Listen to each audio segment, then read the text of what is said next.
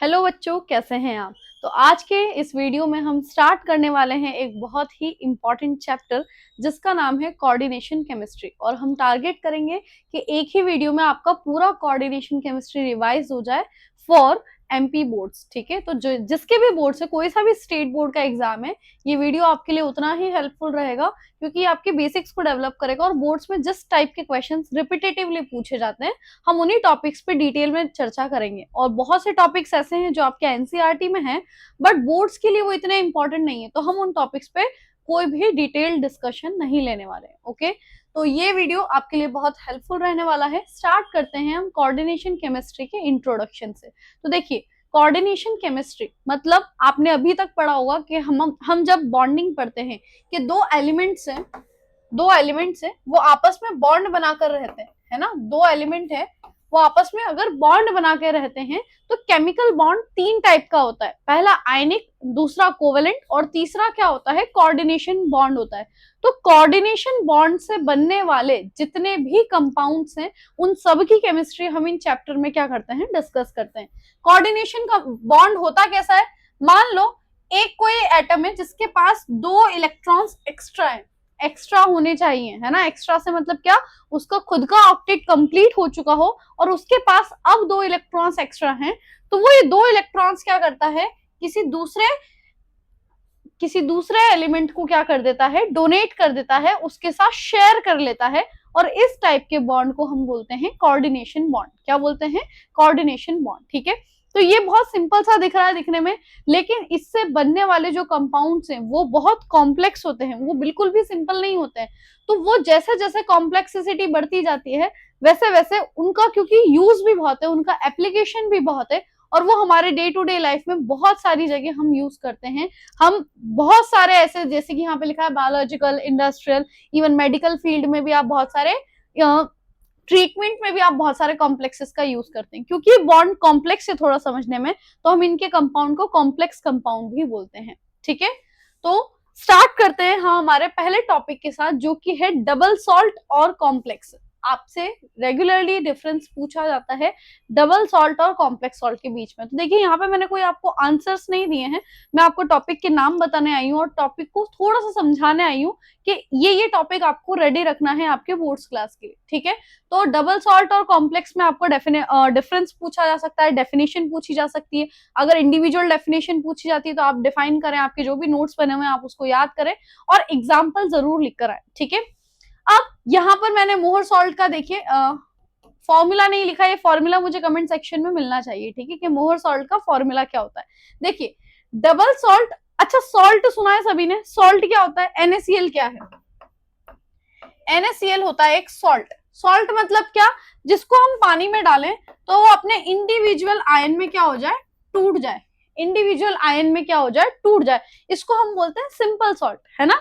अगर हम दो सॉल्ट्स का कॉम्बिनेशन ले ले, मान लो मैंने ले लिया एल्यूमिनियम क्लोराइड इंटू मैंने ले लिया कैल्शियम क्लोराइड। ठीक है, ये मैंने दो सॉल्ट्स ली और उन दोनों का कॉम्बिनेशन ले लिया। इसको मैं पानी में डालूंगी तो क्या होगा, मुझे एल्यूमिनियम आयन मिलेगा, मुझे कैल्शियम आयन मिलेगा और मुझे क्लोराइड आयन मिलेगा। मतलब आप जो भी ले रहे हो सब अपने अपने आयन्स में कंप्लीट डिसोसिएट करता है। तो जब दो सॉल्ट्स का मिक्सचर हम लेते हैं और उसको हम, और जो कंप्लीट डिसोसिएशन दिखाता है, इसको हम बोलते हैं डबल सॉल्ट। क्या बोलते हैं, double salt. Double salts dissociate completely into water, completely ions में डिसोसिएट कर जाता है, जिसको हम बोलते हैं डबल सॉल्ट। मोहर सॉल्ट इसका एग्जाम्पल है। इसमें आपका पोटाशियम भी इसका एग्जाम्पल है, फिटकरी जो हम यूज करते हैं। ठीक है, तो ये भी इसका एग्जाम्पल है। अब नेक्स्ट आता है कॉम्प्लेक्स सॉल्ट। कॉम्प्लेक्स सॉल्ट का मतलब ये रहता है कि कॉम्प्लेक्स सॉल्ट जब आप पानी में डालते हैं तो ये कंप्लीट डिसोसिएट नहीं करता। एग्जाम्पल के लिए हमने ये कॉम्प्लेक्स लिखा है, क्या ये कॉपर NH3 सल्फेट। जब आप इसको पानी में डालेंगे तो जो ये बाहर वाली चीज है ना, जो आपको ये दिख रहा है, ये अलग हो जाएगा, यहां से ये पूरा एज इट इज रहेगा। अब आपको पता है सल्फेट पे -2 चार्ज होता है, मतलब इस कॉम्प्लेक्स पे +2 चार्ज आ जाएगा। ठीक है, तो देखिए कुछ टूटा, इतना आयनाइज हो गया, लेकिन ये जो ब्रैकेट है, इस ब्रैकेट के अंदर चीजें आयनाइज नहीं हो पाती, इस ब्रैकेट के अंदर वाली चीजें नहीं टूट पाती हैं, इसी वजह से हम इसको बोलते हैं कॉम्प्लेक्स सॉल्ट। कुछ तो है जो नहीं टूट रहा है पानी के अंदर, है ना। क्यों? ये जो टूटा ये आपका नॉर्मल आयनिक बॉन्ड से बना हुआ था, इसलिए वो टूट गया, लेकिन अंदर जो है इनके बीच में आपका कोऑर्डिनेशन बॉन्ड है। कौन सा बॉन्ड है? कोऑर्डिनेशन बॉन्ड है, जिसको नॉर्मल पानी तोड़ नहीं पाता है, ठीक है। और इसी वजह से हम इनकी केमिस्ट्री पढ़ते हैं, ठीक है। तो आइए अब ये, क्योंकि जो आयनाइजेशन हो, जो आयनाइज हो रहे हैं वो हमारे इस चैप्टर में किसी काम के नहीं है, हमको समझना है इनके बीच की बॉन्डिंग, और इनकी वजह से हम क्या क्या टॉपिक ऐसे हैं जिसपे हमारे पास क्वेश्चन बनते हैं, ठीक है। तो पहला टॉपिक अब इसमें है हमारे पास बेसिक टर्म्स। हम समझते हैं कि इसमें कौन कौन सी टर्म्स है जो हम through out coordination chemistry use करने वाले हैं। सबसे पहले तो कॉम्प्लेक्स।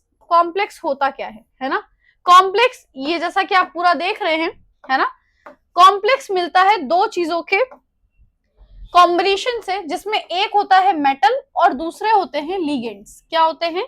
एक होता है मेटल, दूसरे होते हैं लिगेंड्स, है ना। इन दोनों के कॉम्बिनेशन से जो बनता है उसको हम बोलते हैं कॉम्प्लेक्स। क्या बोलते हैं? कॉम्प्लेक्स, ठीक है। तो जो मेटल आयन होता है और लिगेंड होते हैं, अभी हमने एक बोला था, एक एग्जांपल लिया था कि एक के पास एक्स्ट्रा इलेक्ट्रॉन पेयर है और वो डोनेट कर रहा है दूसरे को, है ना। वो क्या कर रहा है? दूसरे को डोनेट कर रहा है। यही हमने एक एग्जांपल लिया था कि एक किसी के पास एक्स्ट्रा इलेक्ट्रॉन पेयर होगा और वो दूसरे वाले को डोनेट कर देगा। तो जो ये इलेक्ट्रॉन पेयर डोनेट करता है, जो स्पीशी वो इलेक्ट्रॉन पेयर को डोनेट करता है, उसको हम बोलते हैं लिगेंड। क्या बोलते हैं? लिगेंड। और जो उस इलेक्ट्रॉन पेयर को एक्सेप्ट करता है उसको हम बोलते हैं मेटल आयन। मेटल एटम भी हो सकता है और आयन भी हो सकता है, ठीक है। तो मेटल क्या करेगा? उस इलेक्ट्रॉन पेयर को एक्सेप्ट करेगा, और लिगेंड क्या करेगा? उस इलेक्ट्रॉन पेयर को डोनेट करेगा, ठीक है। अब यहां से आपको लिगेंड जैसे ही नाम आता है, लिगेंड के बारे में सब कुछ पता होना चाहिए। आपके बुक में लिगेंड्स की एक क्लासिफिकेशन टेबल होगी, क्लास लिगेंड्स के बारे में बताया गया होगा, आपके नोट्स में होगा। लिगेंड के बारे में A to Z आपको सब चीज पता होनी चाहिए, कौन सा लिगेंड होता है, क्या होता है, ठीक है। सब कुछ पता होना चाहिए लिगेंड के बारे में। सिंबल क्या होता है, नाम क्या होता है, ठीक है, डेंसिटी क्या होती है, ये सारी चीजें आपको लिगेंड के बारे में पता होनी चाहिए, ठीक है। सेंट्रल मेटल, मेटल क्या करेगा? उस लोन पेयर को एक्सेप्ट करेगा, है ना। अब मेटल या तो डी ब्लॉक का हो सकता है, ये मेटल या तो डी ब्लॉक का होगा या फिर एफ ब्लॉक का होगा। इन दोनों में से किसी भी ब्लॉक का वो मेटल हो सकता है। जनरली इन्हीं दो ब्लॉक का वो मेटल पाया जाता है, ठीक है। तो हमने कॉम्प्लेक्स समझा, मेटल और लिगेंड्स के कॉम्बिनेशन से बनने वाला जो कंपाउंड है उसको हम बोलते हैं कॉम्प्लेक्स, ठीक है। हम बात करें अगर थोड़ी बहुत लिगेंड के बारे में, तो लिगेंड आपके तीन टाइप के होते हैं। लिगेंड तीन टाइप के होते हैं, है ना।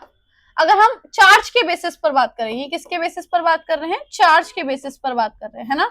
तो लिगेंड कैसे हो सकते हैं? लिगेंड आपके न्यूट्रल लिगेंड हो सकते हैं, है ना।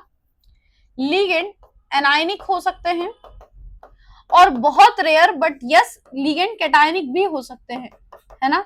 अगर लिगेंड पर कोई चार्ज नहीं है तो वो अपने एक्स्ट्रा लोन पेयर से क्या कर सकता है? डोनेशन कर सकता है। इसको हम बोलते हैं न्यूट्रल लिगेंड। एग्जांपल के लिए water, water is a neutral ligand, ठीक है। अमोनिया, अमोनिया भी क्या होता है? न्यूट्रल लिगेंड होता है, ठीक है। एनायनिक मतलब अगर किसी के पास एक्स्ट्रा चार्ज है, जैसे कि Cl नेगेटिव, Cl नेगेटिव, है ना, इसकी ऑक्टेट कंप्लीट हो चुकी है, इसके ऊपर चार्ज आ चुका है, Cn नेगेटिव साइनाइड, है ना, Nc नेगेटिव, ये सारे ही क्या होते हैं? इनके ऊपर नेगेटिव चार्ज आ जाता है अपने ऑक्टेट कंप्लीट करने में, उसके बाद वो इलेक्ट्रॉन पेयर को डोनेट कर देते हैं, है ना।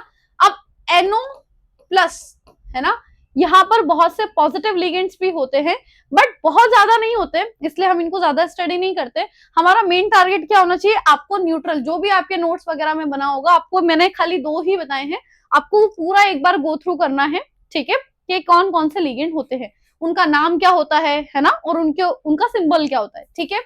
ये तो चार्ज के बेसिस पर हो गया। On the basis of density, density के अकॉर्डिंग देखें तो लिगेंड या तो हो सकता है मोनोडेंटेड, या तो लिगेंड हो सकता है पॉलीडेंटेड, या तो लिगेंड हो सकता है एम्बिडेंटेड, और या फिर लिगेंड हो सकता है फ्लेक्सीडेंटेड। फ्लेक्सीडेंटेड, ये 4 टाइप के लिगेंड्स होते हैं, है ना। मोनोडेंटेड लिगेंड मतलब क्या होता है? मोनोडेंटेड का सिंपल मतलब ये है कि अगर ये सेंट्रल मेटल है तो लिगेंड के पास सिर्फ एक ही लोन पेयर है और वो उसको क्या कर सकता है? डोनेट कर सकता है, जिसकी डेंसिटी 1 है, मतलब सिर्फ एक लोन पेयर अगर कोई डोनेट कर पा रहा है तो। पॉलीडेंटेड में पहली चीज हो सकता है वो बाइडेंटेड। बाइडेंटेड मतलब क्या कि एक ही लिगेंड है, बड़ा सा लिगेंड होगा ऑब्वियसली, और उसके पास 2 लोन पेयर होंगे, है ना, तो मेटल को एक साथ 2 लोन पेयर डोनेट कर सकता है ना। तो अगर वो सिंपली अगर वो 2 लोन पेयर डोनेट कर पा रहा है तो वो लिगेंड बाइडेंटेड होगा। एग्जांपल के लिए आप इथिलीन डाइमीन पढ़ सकते हैं, EN, है ना। ऐसे ही हमारे पास ट्राइडेंटेड लिगेंड होगा जो 3 डोनेट करेगा, टेट्राडेंटेड होगा जो 4 डोनेट करेगा, पेंटा होगा, और इसके बाद एक आता है हेक्साडेंटेड जो कि एक इंपॉर्टेंट है, इसमें आपको पढ़ना है, EDT है। लगातार हर बार या तो इसकी डेंसिटी पूछी जाती है या तो इसका केमिकल नाम पूछा जाता है ना। और इसका कितने लिगेंड्स ये कितने लोन पेयर डोनेट कर रहा है, इसकी डेंसिटी 6 होती है, ध्यान रखना। 6 लोन पेयर, एक ही लिगेंड होता है बड़ा सा, और वो मेटल को एक साथ 6 लोन पेयर डोनेट करता है, ठीक है। क्या नाम होता है? Ethylene diamine, ethylene diamine tetra acetate, ठीक है। दिस इज योर EDT, ठीक है। तो पॉलीडेंटेड समझ में आया। अब आगे बढ़ते हैं, एम्बीडेंटेड और फ्लेक्सीडेंटेड, ठीक है। अच्छा, अब फ्लेक्सीडेंटेड एम्बीडेंटेड को हम थोड़ा सा बाद में समझेंगे, है ना। एक चीज आपको समझानी है, उसके बाद ये लिंक करेगा। फ्लेक्सीडेंटेड का मतलब ये रहता है, बहुत से लिगेंड ऐसे होते हैं जिनके पास ऑप्शंस रहता है, जैसे कि उनके पास बैंक बैलेंस है, वो चाहे तो वो दे सकते हैं ज्यादा, लेकिन उनका मन है, उनका मन होगा तो वो एक ही लोन पेयर देंगे, उनका मन होगा तो उनके पास, क्योंकि अवेलेबल तो है उनके पास, वो चाहे तो वो 2 लोन पेयर भी दे सकते हैं, तो वो फ्लेक्सिबल होते हैं, है ना, फ्लेक्सिबल होते हैं। मेरा मन करेगा तो मैं मोनोडेंटेड की तरह बिहेव करूंगा, मेरा मन करेगा तो मैं 2 बाइडेंटेड की तरह बिहेव कर जाऊंगा। तो ये ऐसे लिगेंड्स कहलाते हैं फ्लेक्सीडेंटेड, जो कि फ्लेक्सिबल हो डेंसिटी के अकॉर्डिंग, ठीक है। एम्बीडेंटेड को अभी हम थोड़ी सी देर में समझते हैं, ठीक है। आई होप आपको लिगेंड्स का क्लासिफिकेशन समझ में आया होगा कि कितने डिफरेंट टाइप के लिगेंड्स आपके पास हो सकते हैं, ठीक है। लिगेंड सिंपली हम इलेक्ट्रॉन पेयर डोनर बोलते हैं, और ये सारे सिंपल डेफिनेशन है, आप अपने कॉपी के अच्छे खासे डेफिनेशन जो है सिंपल लैंग्वेज में आपको वो लिख कर आने हैं, ठीक है। उसके बाद हम बढ़ते हैं कोऑर्डिनेशन नंबर पे। कोऑर्डिनेशन नंबर क्या होता है? देखिए, कोऑर्डिनेशन नंबर ये होता है कि मेटल से सिंपली, देखिए ये आपके पास मेटल है, मेटल से लिगेंड्स जुड़े हुए हैं, कितने लिगेंड्स जुड़े हुए हैं, कितने लोन पेयर मेटल एक्सेप्ट कर रहा है, वो होता है उसका कोऑर्डिनेशन नंबर। अब यहाँ पे दिखा है कि आयरन से 6 साइनाइड जुड़े हुए हैं, मतलब हर एक साइनाइड ने एक लोन पेयर डोनेट करा होगा, है ना। तो टोटल कितने साइनाइड हो गए? 6 साइनाइड हो गए, तो इसका कोऑर्डिनेशन नंबर हो गया 6, है ना।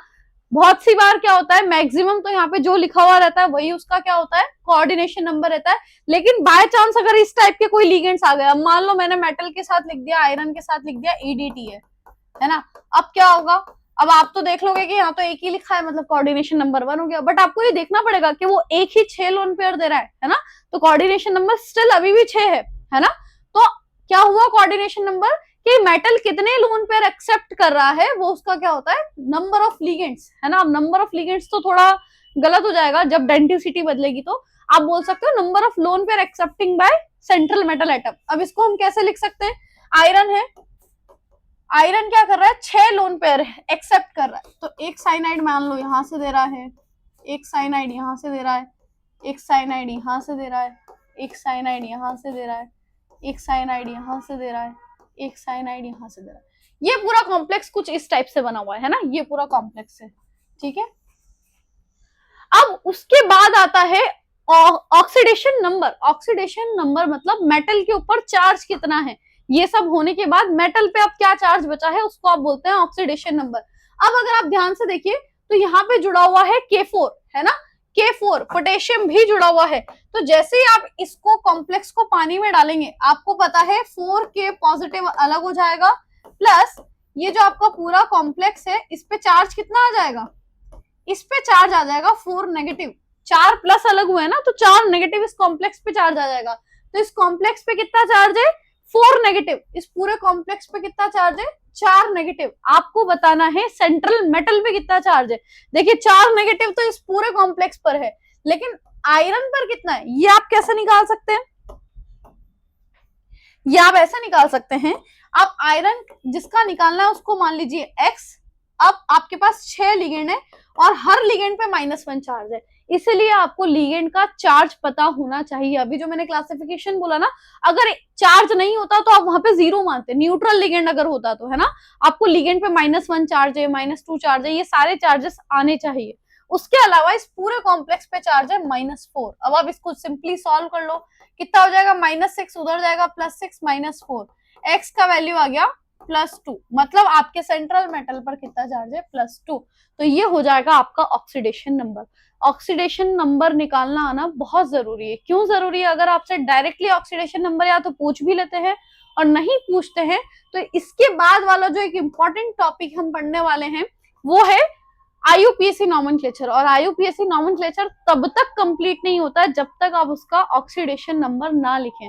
तो ऑक्सीडेशन नंबर आपको अच्छे से निकालना आना चाहिए, ठीक है। उससे पहले होमोलिप्टिक और हेट्रोलिप्टिक कॉम्प्लेक्स क्या होता है, देखिए अगर मेटल है, मेटल से सारे लिगेंड एक जैसे जुड़े हैं, जैसे कि अभी आपने देखा था ना 6 के 6 साइनाइड थे और कोई नहीं था, तो ऐसे कॉम्प्लेक्स को हम बोलते हैं होमोलिप्टिक, जब सारे लिगेंड्स कैसे हो, सेम हो। लेकिन अगर अलग अलग टाइप के लिगेंड हो तब हम उसको बोलते हैं हेट्रोलिप्टिक कॉम्प्लेक्स, डिफरेंट लिगेंड्स। एग्जांपल के लिए देखिए यहाँ पे क्या लिखा हुआ है, ये लिखा हुआ है कोबाल्ट NH3 6 और इस पे 3 पॉजिटिव चार्ज है। देखिए 6 के 6 अमोनिया जुड़े हुए हैं, तो ये सारे लिगेंड्स एक जैसे, तो ये हो गया होमोलिप्टिक कॉम्प्लेक्स। डिफरेंट में क्या हो जाएगा, देखिए ये कोबाल्ट है, इससे 4 अमोनिया आ गए और 2 क्लोरीन है और इस पे प्लस चार्ज। अब देखिए अलग अलग लिगेंड्स हैं, तो ये हो गया आपका हेट्रोलिप्टिक। ये अलग से पूछा गया ये क्वेश्चन, है ना, अभी लास्ट ईयर या बिफोर लास्ट ईयर ही पूछा गया है कि क्या होते हैं, डिफाइन करो उनके एग्जांपल्स, तो ठीक है। अब आते हैं इंपॉर्टेंट टॉपिक पे, आईयूपीएसी। ये हर साल पूछे जाने वाला क्वेश्चन है और मैं कहीं ना कहीं मिल ही जाएगा आपको। आईयूपीएसी नॉमेनक्लेचर आना चाहिए। क्या होता है आईयूपीएसी, ये जो कॉम्प्लेक्स दिख रहा है इसका कुछ नाम भी तो होगा ना, इसको हम नाम कैसे करेंगे, तो हम आईयूपीएसी के रूल्स को फॉलो करते हैं, है ना।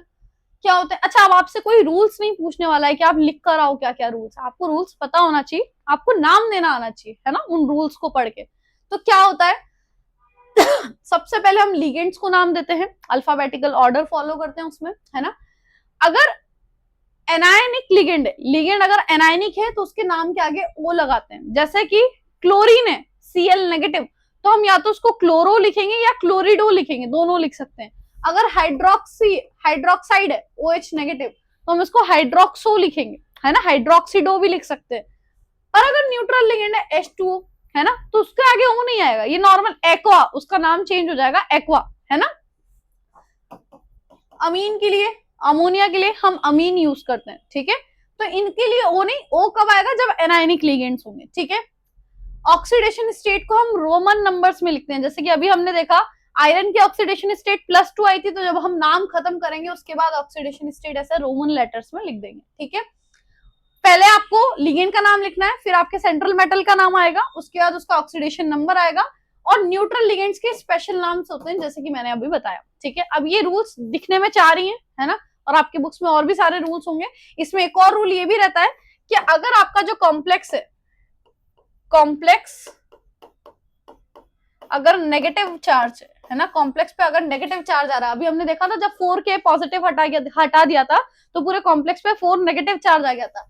सिर्फ इस केस में आपको क्या लगाना है, मेटल के नाम के आगे सफिक्स ऐड करना है ना।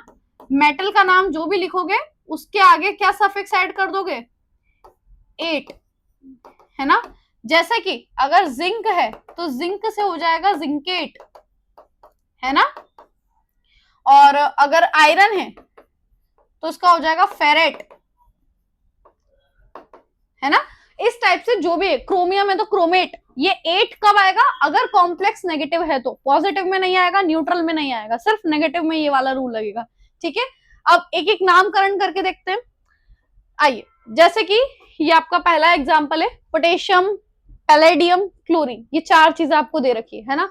कैसे नामकरण करोगे, मैंने क्या बोला, अच्छा इसमें एक और रूल कि हमने तो कॉम्प्लेक्स का समझा कि इसमें पहले लिगेंड्स का देंगे फिर मेटल का देंगे, लेकिन ये जो बाहर काउंटर आयन है जो आयनाइजेशन स्फीयर में है, इसका नाम कब दे?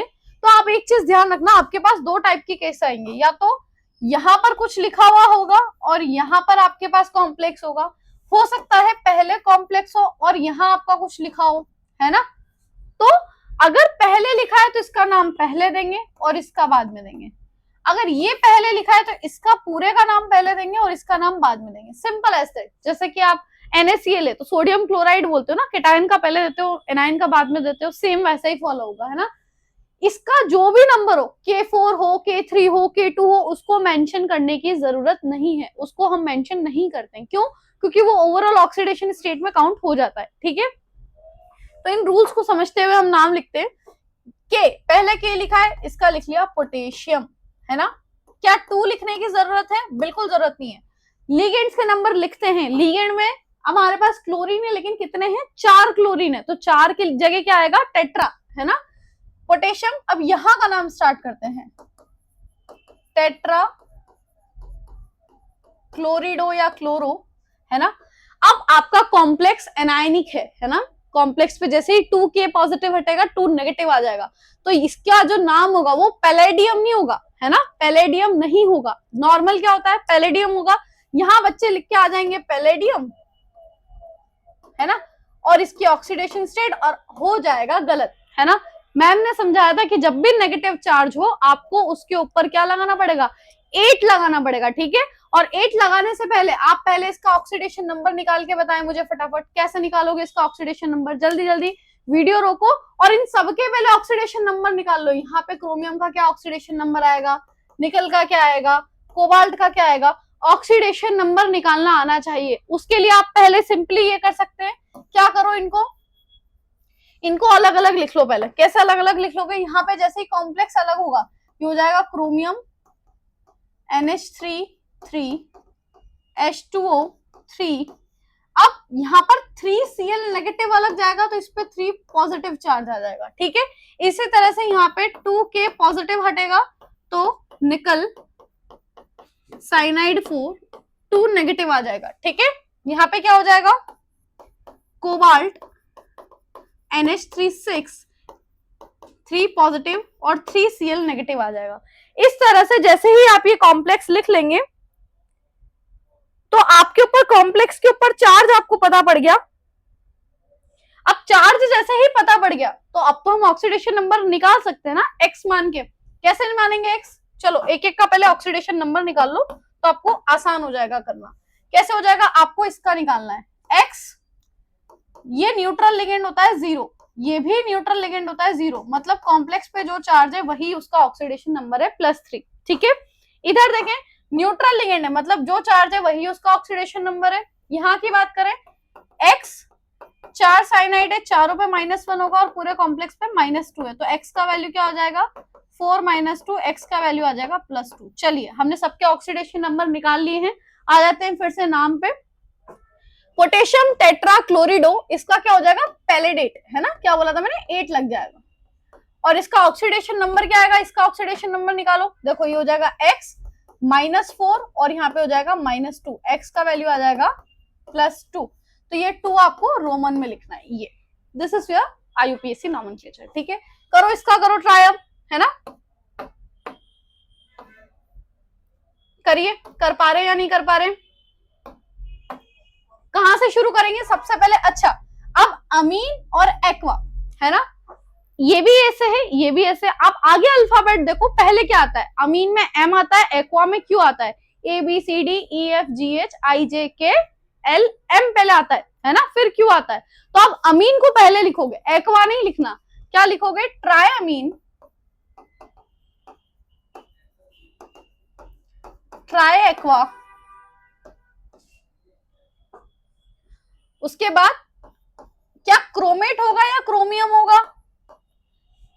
कोई नेगेटिव चार्ज नहीं है, आपके कॉम्प्लेक्स पे पॉजिटिव चार्ज है। ये लिखने का मेन आपको फायदा ही ये होगा कि आपको समझ में आ जाएगा कि आपके कॉम्प्लेक्स पे नेगेटिव चार्ज है या नहीं है। अगर नेगेटिव चार्ज है तो ही 8 लगाओ, अदरवाइज मत लगाओ, है ना। क्रोमियम, इसकी ऑक्सीडेशन स्टेट है 3 और लास्ट में क्लोराइड, सिंपल क्लोराइड। अब क्लोरिडो या क्लोरो नहीं लिखना है, क्लोरिडो क्लोरो लिखते हैं जब क्लोरीन लीगेंड का काम करता है।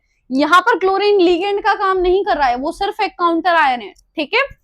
अगला क्वेश्चन ये वाला क्या हो जाएगा, hexa aqua, hexamine, hexamine cobalt, क्या 8 आएगा? बिल्कुल नहीं आएगा, पॉजिटिव है। आपका ऑक्सीडेशन नंबर क्या आ जाएगा, 3 क्लोराइड, ठीक है। इसके लिए देखिए क्या आ जाएगा, पोटेशियम लिखेंगे सबसे पहले, पोटेशियम यहां पे आ जाएगा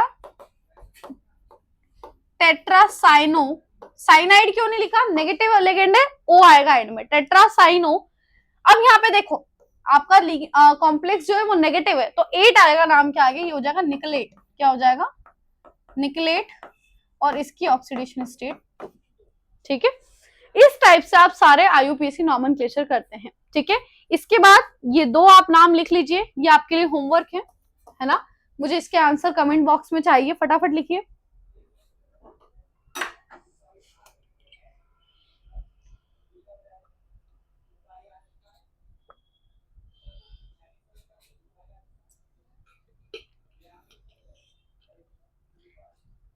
ठीक है, आगे बढ़े।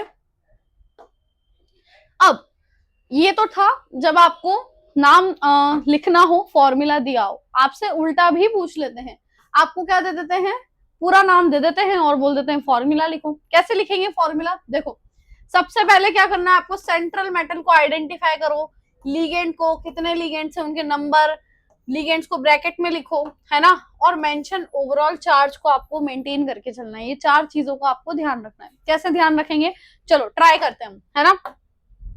सबसे पहला जो हमको क्वेश्चन दिया है उसमें पोटेशियम बाहर, पोटेशियम में मतलब के बाहर आएगा, अब कितना आएगा ये हमको नहीं पता, अब ब्रैकेट स्टार्ट कर दो। टेट्रासाइनिडो मतलब साइनाइड जो है वो 4 है ना। निकलेट, निकलेट मतलब सेंट्रल मेटल है निकल, और 8 लगाए मतलब यहाँ पे कुछ ना कुछ नेगेटिव चार्ज है। निकल का ऑक्सीडेशन स्टेट आपको दे रखा है 2, अब इसको मेंटेन कैसे करें, देखो अगर इसका ऑक्सीडेशन स्टेट है +2 और इन पे चार्ज है -4, मतलब आपके इस पूरे पे चार्ज कितना आ रहा है, -2, कॉम्प्लेक्स पे -2 है, और इस -2 को बैलेंस कौन करेगा, जब यहाँ पे आप 2 लगाओगे, ठीक है। तो दिस इज योर फॉर्मूला, ये आपका फॉर्मूला बन गया, आसान है। अगला टेट्रा कार्बोनिल, कार्बोनिल होते हैं ये 4 है। अच्छा अब ध्यान रखना, अगर आप ये बनाते हैं और ये बनाते हैं, ये होता है कार्बोनिल जो कि होता है लीगेंड, क्या होता है, लीगेंड होता है। अगर ये है तो ये होता है आपका कोबाल्ट, और ये होता है आपका सेंट्रल मेटल, दोनों का अलग अलग मतलब है, ठीक है। टेट्रा कार्बोनिल ड्रॉ कर दिया, निकल, निकल। अच्छा कार्बोनिल भी आपका न्यूट्रल लिगेंड है, कोई चार्ज नहीं है, 0, ये आपका कंप्लीट हो गया, ठीक है। इतना सिंपल आपका ये चीज होती है, ठीक है। आइए पोटेशियम के बाहर लिख दिया, टेट्रा हाइड्रोक्सिडो जो हाइड्रोक्साइड है वो 4 है, जिंकेट जिंक है ना, और देखो इसकी ऑक्सीडेशन स्टेट है +2, +2 -4, -2 मतलब 2 यहाँ पे आ जाए, ठीक है। ये हो गया आपका फॉर्मूला, सिंपल 2-2 3-3 नंबर आपको इतना सा फॉर्मूला लिखने के मिल जाते हैं। अगर आपको ये चीज आएगी आपके 2-3 नंबर कितनी आसानी से कैप्चर हो जाएंगे। और जितने भी लोग ये सोच के बैठे ना कि इसमें तो CFT है, VBT है, बड़े बड़े थ्योरीज हैं, ये सब है मेटल कार्बोनिल से, उनसे क्वेश्चन ही नहीं बन रहा है। क्वेश्चन आपका स्टार्टिंग बेसिक कोऑर्डिनेशन केमिस्ट्री से बन रहा है, डायरेक्ट आईयूपीएसी नाम लिखो, आईयूपीएसी फॉर्मूला लिखो, इसमें आपको 1-1 2-2 3-3 नंबर मिल रहे हैं डायरेक्ट। तो आप ये चीज अच्छे से करो ना फिर, है ना, बहुत सारे एग्जाम्पल करो, और बहुत सारे से मतलब ये नहीं 10 किताबों के उठा के कर लो, आपके एनसीईआरटी के एग्जाम्पल से बाहर कुछ नहीं आना है। एनसीईआरटी में जितने भी एग्जाम्पल दिए हैं आईयूपीएसी नॉमेनक्लेचर के और आइसोमेरिज्म के, निपटा डालो वो, ठीक है। आगे हेक्सा एक्वा क्रोमियम, अब देखो डायरेक्ट आपका लिगेंड शुरू हो रहा है, एक्वा मतलब वाटर, कितने हैं 6 हैं, क्रोमियम मतलब ये, ठीक है।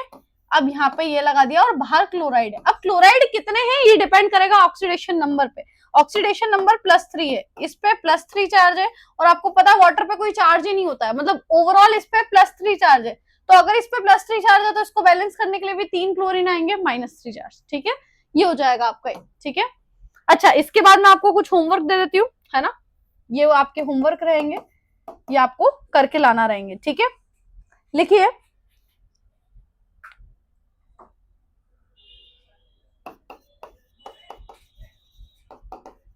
Potassium tetra iodo मर्क्यूरेट। ठीक है,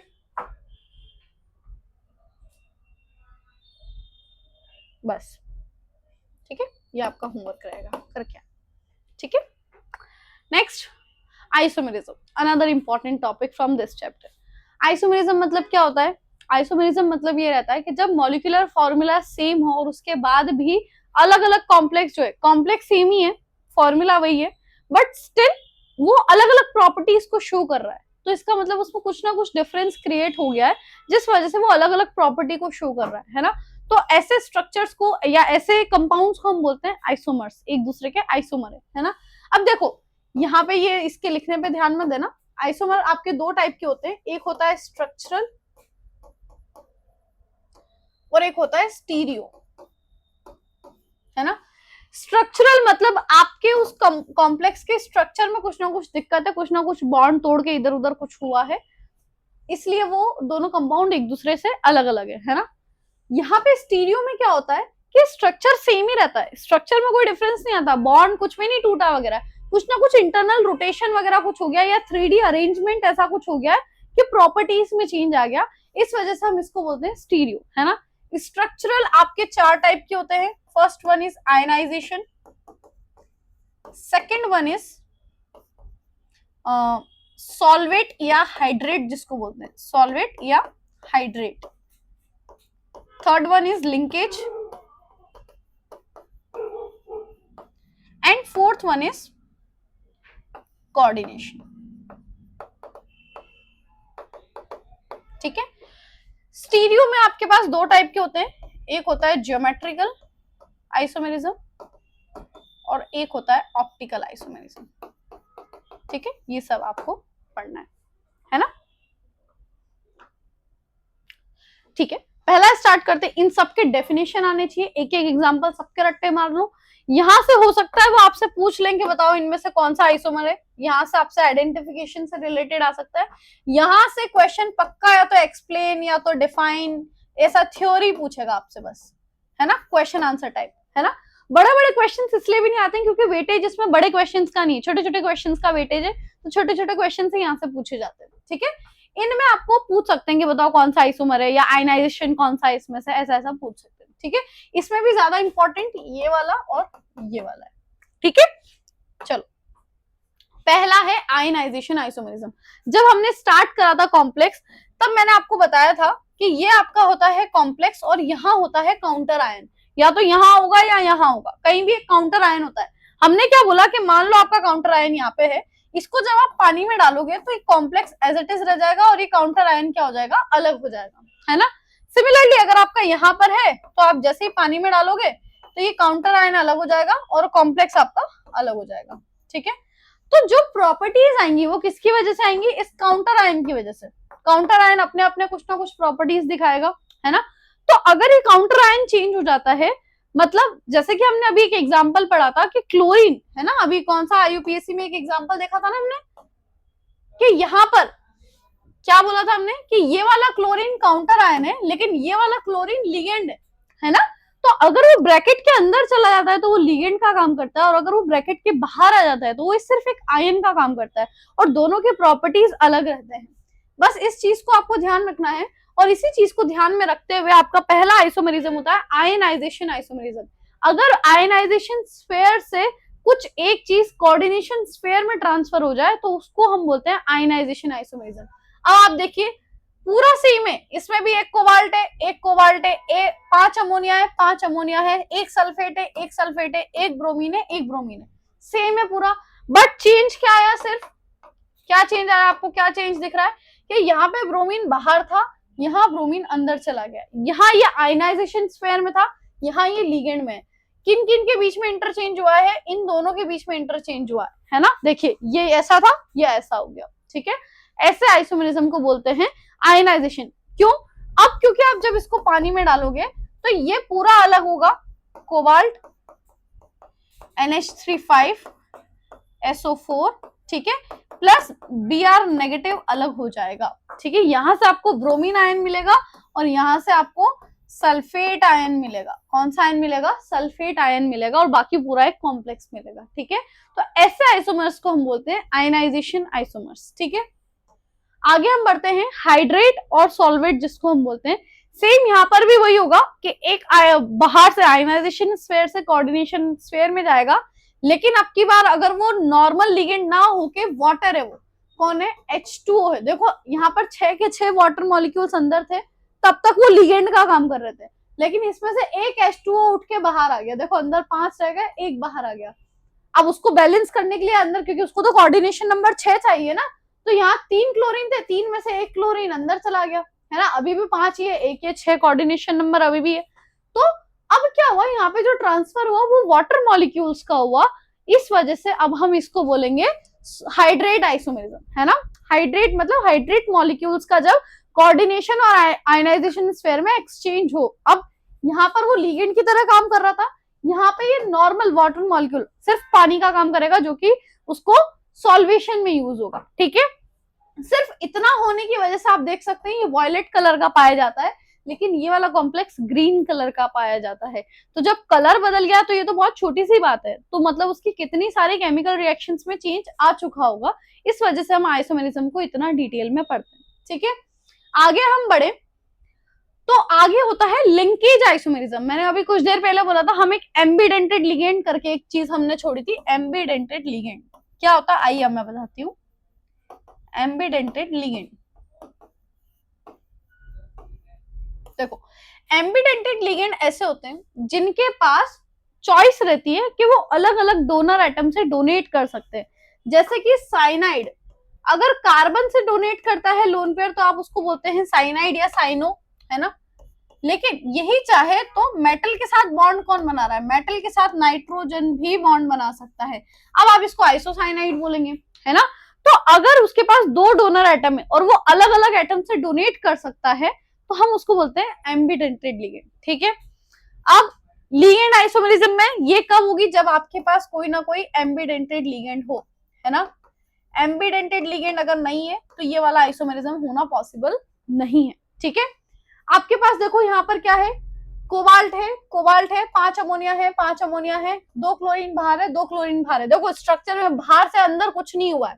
पहले NO2 था, अब मैंने उस NO2 को ONO लिख दिया। मतलब क्या है, यहाँ पे कोबाल्ट से जो बॉन्ड है वो बना रहा था NO2, यहाँ पर जो कोबाल्ट से बॉन्ड है वो बना रहा है O, ऑक्सीजन बना रहा है, NO2 का ऑक्सीजन बना रहा है ना। ये नाइट्रो है, ये O नाइट्रो है ना, ऑक्सीजन से बॉन्ड बन रहा है, इस वजह से ये दोनों अलग अलग हो गए। और इसी को क्योंकि लिंक चेंज हो गया ना, कि मेटल से कौन सा एटम लिंक कर रहा है, उसका लिंकेज चेंज हो गया, इसलिए हम इसको बोलते हैं लिंकेज आइसोमेरिज्म। ठीक है, आगे हम बढ़े, लास्ट है इसमें स्ट्रक्चरल्स में, लास्ट है कि कोऑर्डिनेशन आइसोमेरिज्म। इसमें आपको अलग ही 2 कॉम्प्लेक्स बना के देंगे तो आपको समझ में आ जाएगा। देखिए क्या हुआ इन दोनों में, इन दोनों का मेटल चेंज हो गया है। देखो पहले 6 साइनाइड के साथ क्रोमियम जुड़ा हुआ था, अब 6 अमोनिया के साथ क्रोमियम था, अब 6 अमोनिया के साथ कौन आ गया? कोबाल्ट आ गया। इधर 6 साइनाइड के साथ कोबाल्ट था, इधर 6 साइनाइड के साथ क्रोमियम आ गया। तो सिंपली अगर कोऑर्डिनेशन स्पेयर्स के सेंट्रल मेटल ही उठ के चेंज हो जाए तो उसको हम बोलते हैं कोऑर्डिनेशन आइसोमेरिज्म। ठीक है, इन सबकी डेफिनेशन और एक एक एग्जांपल मैं बार बार बोल रही हूँ, आपको याद रखना है। ठीक है, आगे की ओर बढ़े, नेक्स्ट आता है आपका ज्योमेट्रिकल। देखिए ये सारे स्ट्रक्चरल हो गए, उसके बाद हमने बात करी थी स्टीरियो में 2 टाइप होते हैं, एक होता है ज्योमेट्रिकल और एक होता है ऑप्टिकल। तो ज्योमेट्रिकल आपके 2 टाइप के होते हैं, सिस और ट्रांस, है ना। अब ये क्या है, यहाँ पर कोई भी स्ट्रक्चर में चेंज नहीं आएगा, मतलब आपके कोऑर्डिनेशन स्फीयर से अंदर बाहर कुछ नहीं होने वाला है ना। अब आपको देखने में नहीं समझ में आएगा कैसे। अब मान लो ये एक आपका कॉम्प्लेक्स है ना, ये कॉम्प्लेक्स 2 टाइप के ज्योमेट्री समझते हो ना, शेप में कुछ ना कुछ चेंजेस लाएगा 2 टाइप से। कैसे, अगर मान लो इसमें 4 लिगेंड है, 2 क्लोरीन है और 2 अमोनिया है ना। मान लो दोनों क्लोरीन ऐसे जुड़े हुए हैं और दोनों अमोनिया ऐसे जुड़े हुए हैं। और दूसरा केस मैंने बनाया कि मान लो दोनों क्लोरीन ऐसे जुड़े हुए हैं और 2 अमोनिया ऐसे जुड़े हुए हैं। क्या डिफरेंस दिख रहा है आपको इन दोनों में? मैम डिफरेंस ये दिख रहा है कि यहाँ पर जो 2 क्लोरीन थे, जो दोनों सेम लिगेंड्स थे, उनके बीच में एंगल 90 डिग्री का था। अब जो सेम सेम वाले लिगेंड है उन दोनों के बीच में एंगल हो गया है 180 का, है ना। सेम आप ऐसे भी समझ सकते हो, अमोनिया के बीच में यहाँ 90 था, यहाँ अमोनिया के बीच में 180। तो जब सेम लिगेंड्स के बीच में एंगल है ना, एंगल बिटवीन सेम लिगेंड्स कितना होना चाहिए, अगर 90 डिग्री है तो ऐसे को आप बोलेंगे सिस, क्या बोलेंगे, सिस आइसोमर, ज्योमेट्रिकल का सिस फॉर्म। और अगर एंगल कितना हो जाए 180 हो जाए तो इसको आप बोलेंगे ट्रांस, एक दूसरे के अपोजिट है, ट्रांस। ठीक है, सिंपल आपको डेफिनेशन आनी चाहिए और उसके बाद आपको एग्जांपल याद होना चाहिए। ठीक है, आगे हम बढ़े। नेक्स्ट है ऑप्टिकल। देखिए ऑप्टिकल का मतलब ये होता है कि ऐसे आइसोमर्स जो लाइट के साथ इंटरेक्ट कर सके, है ना। ऑप्टिक्स मतलब क्या, लाइट के साथ इंटरेक्ट करके कुछ ना कुछ केमिकल चेंजेस लाएं, है ना, वो हम उसको बोलते हैं ऑप्टिकल। देखते कैसे हैं, देखते ऐसे हैं कि मान लो आपके पास एक ही लिगेंड है, क्या है ये, देखिए कोबाल्ट है, कोबाल्ट के साथ इथिलीन डायमीन, 3 मॉलिक्यूल्स हैं और इनके ऊपर ऐसा 3 पॉजिटिव चार्ज है। ठीक है, अब मैंने क्या बोला था कि इसको देख के मत जाना कि ये क्या बोल दो, इसका कोऑर्डिनेशन नंबर 3 है, ऐसा नहीं है। एक लिगेंड 2 बॉन्ड बना रहा है, मतलब 3 लिगेंड 6 बनाएंगे, कोऑर्डिनेशन नंबर अभी भी 6। ये बाइडेंटेड लिगेंड है, इस तरह से जुड़ा हुआ है। ठीक है, आई बात समझ में। अगर आप इसका मिरर इमेज ले लें, है ना, मिरर इमेज ले लें, कोबाल्ट यहाँ है, ये देखो किस तरह से बॉन्डिंग होगी, देखो मिरर इमेज आप लोगे तो जो ऊपर से इधर था वो ऊपर से इधर आ जाएगा, ये कुछ ऐसा हो जाएगा। ठीक है, जो इधर था वो इधर दिखेगा, है ना, और जो इधर था वो इधर दिखेगा। तो अब ऐसा कुछ बना और अब आप इसको चाहेंगे इसको उठा के आप इसके ऊपर रखें तो वो सुपर इम्पोज एक दूसरे के ऊपर नहीं आएगा। आपको सिर्फ ये कुछ कुछ चीजें लिखनी है ना, डिटेल में। देखो इतना सारा आप अभी ना समझे ना, इसमें आप दिमाग लगाएं ज्यादा, है ना।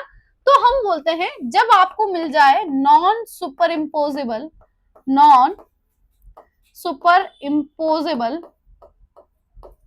मिरर इमेजेस,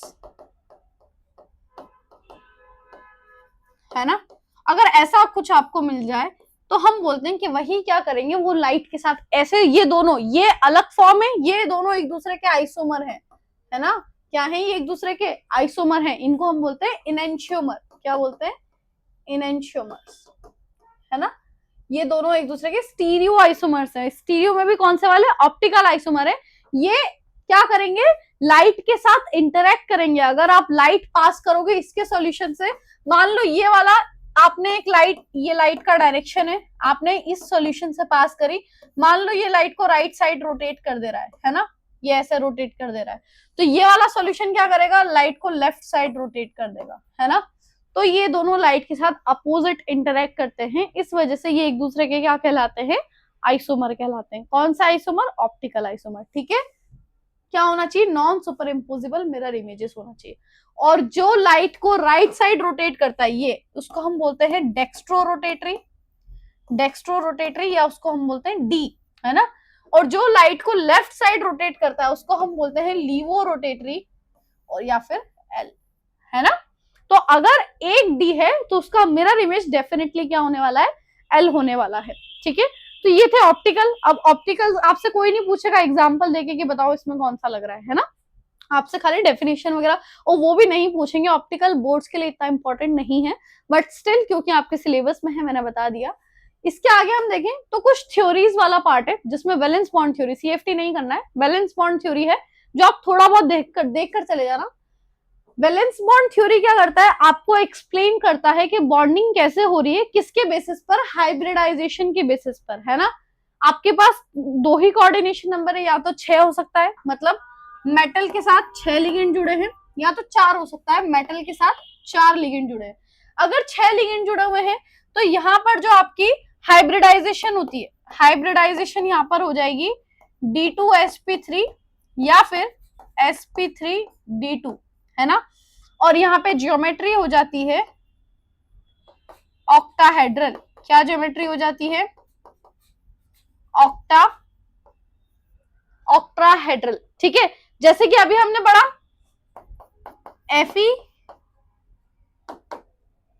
FeCN6, है ना, FeCN6। अब यहाँ पे K4 था तो 4 हट गया, यहाँ पे आ जाएगा 4 नेगेटिव, है ना। ये आपका ऑक्टाहेड्रल ज्योमेट्री का है ना। अब ML4 में आपके पास फिर से दो केसेस होते हैं, है ना। अगर आपके पास जो हाइब्रिडाइजेशन है वो हाइब्रिडाइजेशन है sp3, तब आप उसकी ज्योमेट्री लिखेंगे टेट्राहेड्रल। क्या लिखेंगे? Geometry tetrahedral. और अगर आपके पास हाइब्रिडाइजेशन होता है dsp2, तब आप उसकी ज्योमेट्री लिखेंगे स्क्वायर प्लेनर। क्या लिखेंगे? Square planar. ठीक है, एग्जाम्पल के लिए टेट्राहेड्रल में आ जाएगा निकल Cl4 2 नेगेटिव, यहां पर आ जाएगा निकल कार्बोनिल 4। ठीक है, और दिखेगा कैसा? मतलब आयरन है, आयरन से अभी मैंने बताया 6 साइनाइड जुड़े हुए हैं, 6 साइनाइड। ऑक्टाहेड्रल कुछ ऐसा दिखता है ना। ये आपका ऑक्टाहेड्रल है, ये 6 साइनाइड है ना, इस पूरे पे 4 नेगेटिव चार्ज है। टेट्राहेड्रल कैसा दिखता है? निकल, ऊपर Cl, इधर Cl, इधर Cl, इधर Cl, और इस पूरे पे कितना चार्ज है? 2 नेगेटिव, है ना। स्क्वायर प्लेनर कैसा दिखता है? मतलब एक ही प्लेन में है, चारों बॉन्ड एक ही प्लेन में है, ऐसा ऐसा दिखेगा, है ना। ये कार्बोनिल, ये कार्बोनिल, ये कार्बोनिल और ये कार्बोनिल, इस टाइप से कुछ दिखता है। ठीक है, ये चार। अब इसका पूरा हाइब्रिडाइजेशन वगैरह अगर होगा तो मैं कोई अलग से वीडियो ले लूंगी जिसमें आपको हाइब्रिडाइजेशन निकालना सिखा दूंगी, बट फिलहाल के लिए इतना इंपॉर्टेंट है नहीं, है ना। तो ये एक बार देख कर जाना, अगर आपको निकालना आता है तो बहुत अच्छी बात है, एक एक दो दो एग्जाम्पल देख लेना, है ना। तो आज की वीडियो के लिए हम इतना ही रखते हैं। ये हमारा कोऑर्डिनेशन केमिस्ट्री पूरा होता है, कंप्लीट होता है, और इसमें मैंने जो भी क्वेश्चंस लिए हैं वो आपके प्रीवियस ईयर में पूछे गए क्वेश्चंस ही हैं, है ना। तो आप ट्राई करना, अगर आप ये भी नहीं करके जा रहे, इससे ज्यादा नहीं, कम से कम एटलीस्ट आप इतना तो करके ही जाए। अब आज की वीडियो से आपको आइडिया मिल गया होगा कि आपको किन टॉपिक्स पर ज्यादा ध्यान देना और किन टॉपिक्स पर थोड़ा कम भी दोगे तो चल जाएगा, है ना। छोड़ना कुछ नहीं है, ठीक है। तो thank you so much, keep watching, keep learning.